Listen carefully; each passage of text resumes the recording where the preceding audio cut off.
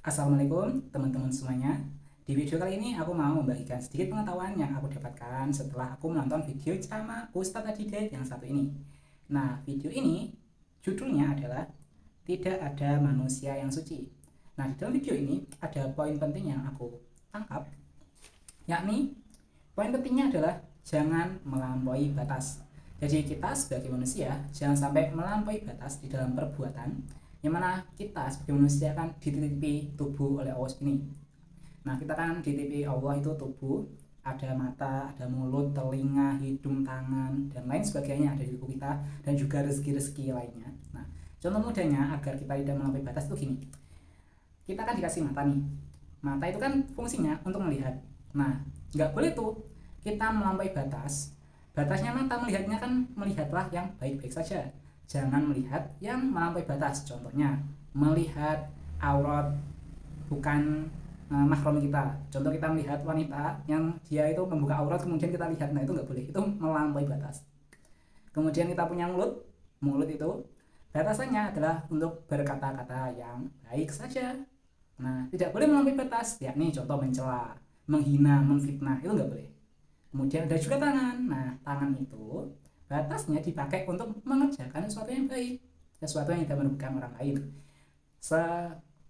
Selagi tangan ini dibuat untuk contoh ya, dibuat mencuci, dibuat menyapu, yang mana mencuci dan menyapu itu kan untuk membersihkan ya, itu masih boleh. Tapi kalau ini tangan dipakai untuk menghajar orang, kemudian untuk mencuri, kemudian untuk menjamret atau untuk melakukan kegiatan-kegiatan yang melampaui batas, yang mana ini merugikan orang lain dan dilarang oleh Allah SWT, nah itu ya tidak boleh.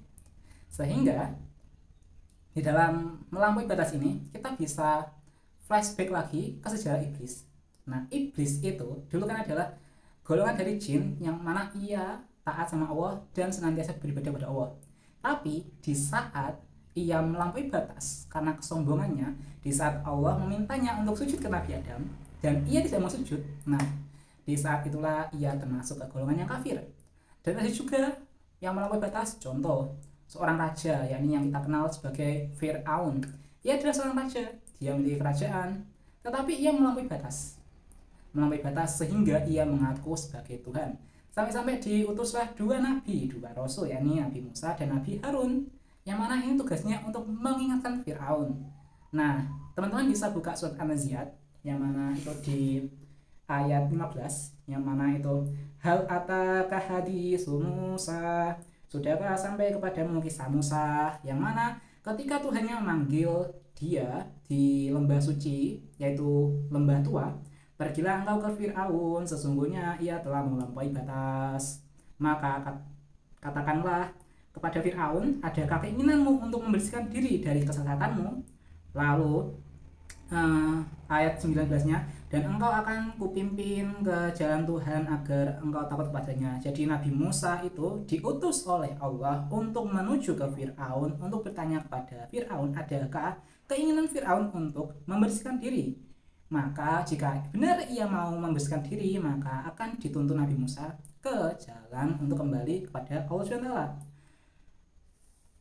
Dan Nabi Musa juga memperlihatkan mukjizat. Kita tahu mukjizat Nabi Musa itu banyak dan spektakuler kan ya, tongkat jadi ular, kemudian belah laut juga.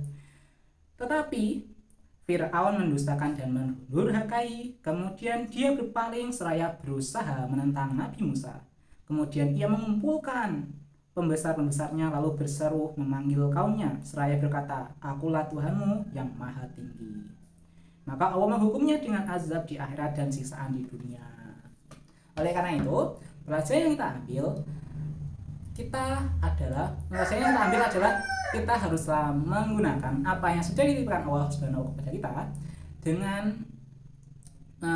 digunakan secara baik, jangan sampai melampaui batas. Jadi jika kita dititipi suatu pekerjaan, kita sudah bekerja, kita punya pekerjaan, kita bekerja yang jujur, yang baik, tidak nipu, tidak maling. Kemudian jika kita sebagai pelajar, kita belajar yang sungguh-sungguh, belajar dan tidak ngeblong, tidak bolos, tidak lupa mengerjakan PR dan lain sebagainya. Nah, seperti itu.